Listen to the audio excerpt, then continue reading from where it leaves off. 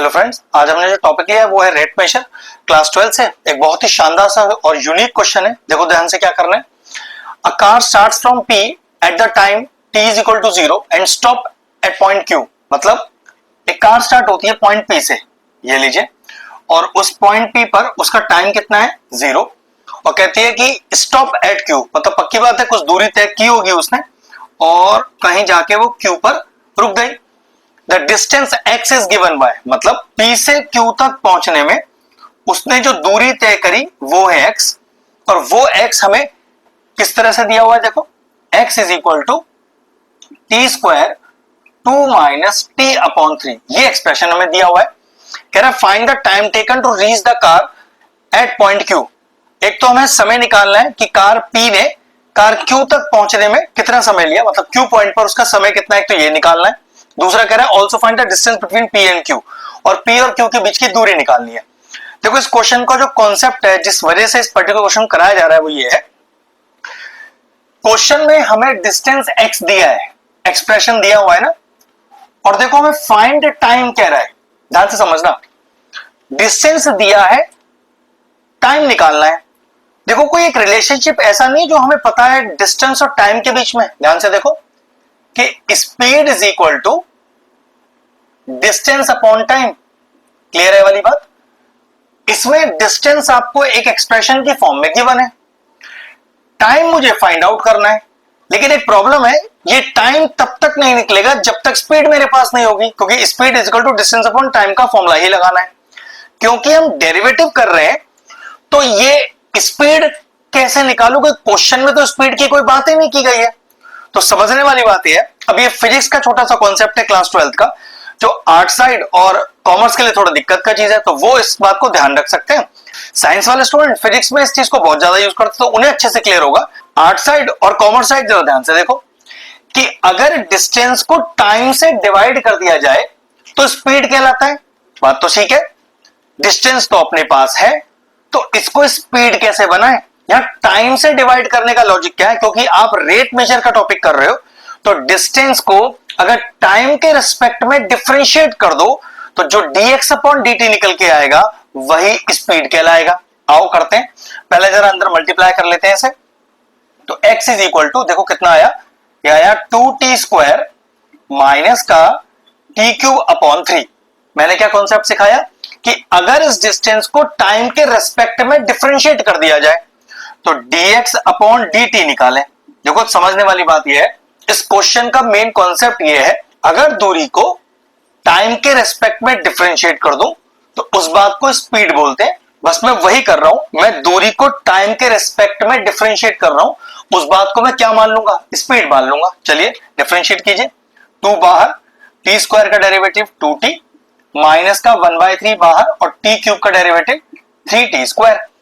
आगे सॉल्व कर लेते हैं इसे। तो dx upon dt is equal to 4t minus का 3 से 3 कैंसिल आउट हो गया, टी स्क्वायर। अब देखो जो दूसरा कॉन्सेप्ट है, दूसरी समझने वाली बात है, इस पॉइंट P पर वो कार खड़ी है और क्वेश्चन में गिवन है उस समय क्या है, t बराबर 0। तो सोचो जब आपकी कार चल ही नहीं रही तो at t is equal to 0 उसका स्पीड क्या होगा। स्पीड तो कुछ हो ही नहीं सकता क्योंकि कार तो रुकी हुई है। तो कह सकते हैं कि at point P speed is also 0। तो आप कैसे लिखोगे, at point P speed of the car is also 0। अब स्पीड तो मैं निकाल चुका हूं, जिसको बोलते हैं dx अपॉन dt, अभी बताया था। डिस्टेंस अपॉन टाइम को स्पीड बोलते हैं, क्योंकि कार एट पॉइंट P अभी रेस्ट पर है, चल नहीं रही, रुकी हुई है, तो उसका स्पीड क्या हो गया 0। तो मैं dx अपॉन dt को क्या पुट कर दूं, 0 पुट कर दूं। अब यहां से देखो कुछ कॉमन आ रहा है, बिल्कुल t कॉमन आ रहा है, तो 4 minus t is equal to 0। दो टर्म्स मल्टीप्लीकेशन में है, दोनों ही 0 के बराबर। तो लिखने का तरीका, either first term is equal to 0 और second term is equal to 0। यहां से देखो t का वैल्यू कितना आ गया, t का वैल्यू आ गया 4 सेकंड, और एक वैल्यू आया t बराबर 0।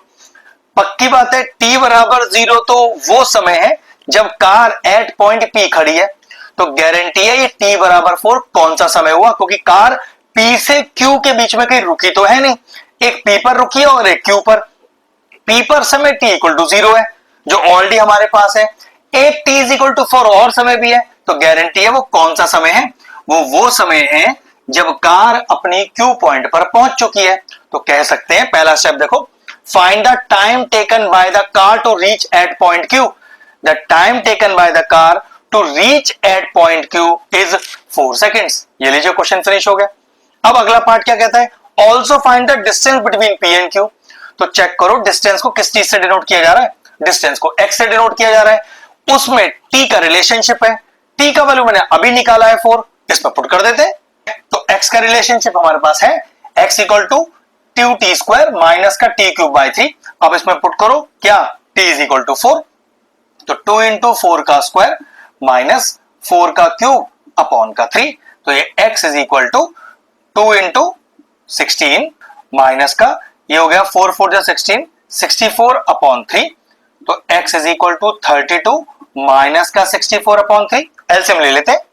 तो एलसीएम लेकर क्या आएगा हमारे पास, अपॉन में आ गया 3, तो ये आ गया 3 इंटू 32 माइनस का 1 इंटू 64। सिंपल एलसीएम लिया है, तो x is equal to 3 2 6 3 3 9 minus का 64 अपॉन का 3।